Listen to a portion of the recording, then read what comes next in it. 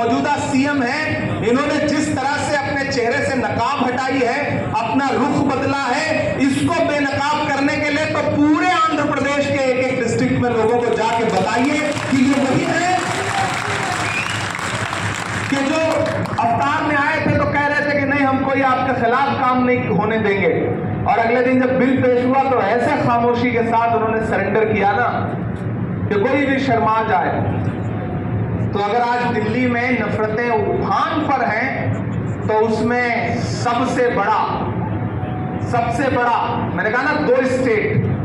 किसी बड़े बुजुर्ग ने कहा है कि जब जंगल में आग लगती है तो न वो बरगद बचते हैं, बरगद एक बहुत बड़ा दरख्त होता है, जब जंगल में आग लगती है तो न वो बरगद बचते हैं जो हवा को आंधी में तब्दील करते हैं, और न वो बांस बचते हैं जो आपसी रगड़ से चिंगारी पैदा करते हैं।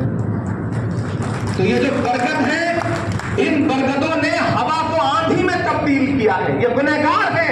आने वाली नस्लें इनसे जरूर सवाल पूछेंगे, इसमें कोई दो राय नहीं।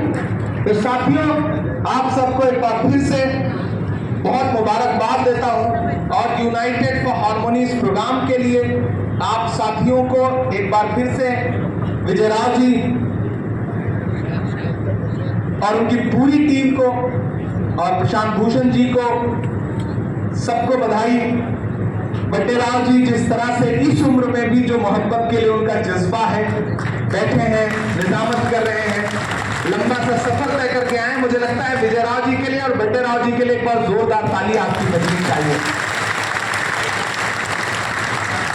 इन दो बड़ों की कोशिशें यकीनन बहुत बड़ी हैं। अच्छा, ये भी करना पड़ेगा, मुझे लग रहा था भाषण से काम चल जाएगा। अच्छा, वो भी सुनाना पड़ेगा। मुझे लग रहा है आज ही सारा हिसाब किताब आप लोग कर लेंगे। बहुत सारी नज़्मों के लिए साथियों ने हुक्म दिया है, और मैं खुद फैसला नहीं कर पा रहा हूं कि मैं क्या सुनाऊं। मैं बस एक छोटी सी नज़्म सुना करके आपसे विदा ले लेता हूं।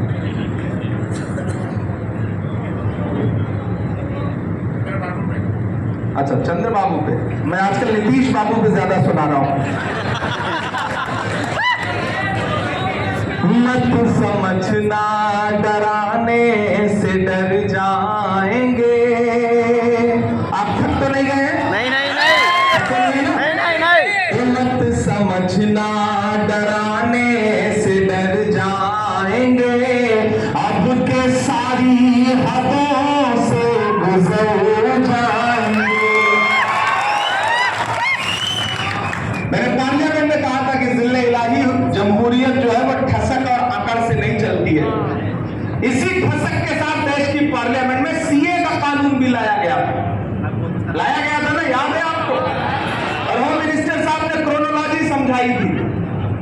लेकिन मैं मीडिया के साथियों को उस कानून का सच बताता हूं कि उस कानून के आने के बाद आज तक जब नारा यह लगाया गया था कि पड़ोसी मुल्कों से हिंदू भाइयों को ला करके भारत की सिटीजनशिप दी जाएगी, लेकिन आप यकीन जाने ये डेटा है पार्लियामेंट का कि आज तक जब से वो कानून आया है 2000 हिंदू भाई भी नागरिकता लेने के लिए इनके पास नहीं आए, 2000 भी। लेकिन उसके उलट पिछले 10 साल में इस देश के 15 लाख से ज्यादा लोगों ने हिंदुस्तान की सिटीजनशिप छोड़ दी है और दूसरे देशों में जाकर के बस गए। मैंने उस दिन उनके मुंह पे कहा तो वो बगले झांकने लगे। मैंने कहा आप इसी जिद के साथ किसानों के खिलाफ भी कानून लाए थे, और आपने बड़े बड़े फायदे गिनाए थे किसानों को कि जो फॉर्म्स लॉ हैं इनके बड़े फायदे हैं। जैसे आज वक़्फ़ के कानूनों के बड़े फायदे गिना रही है भाजपा। मतलब ये कह रही है कि हम मुस्लिम बहनों के इंसाफ की बात कर रहे हैं, मुस्लिम बहनों को उनका हक देंगे। मैंने कहा बिल्किस बानो के बलात्कारियों की रिहाई पर उन्हें माला पहनाने वाले मुस्लिम बहनों के हक और इंसाफ की बात कर रहे हैं। उन्होंने कहा हम गरीब मुसलमानों को इसमें हक देंगे। मैंने कहा माइनॉरिटी मिनिस्ट्री का बजट कट करके, मौलाना आजाद नेशनल फेलोशिप बंद करके अब हम ये कह रहे हैं कि वक्फ के पैसे से मुस्लिम बच्चों की पढ़ाई पे ध्यान देंगे।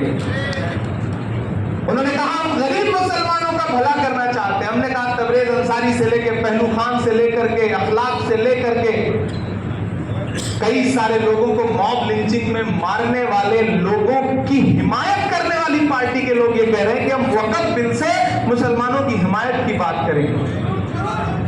तो मेरे भाई, इससे मैं आपसे ये कह रहा हूं,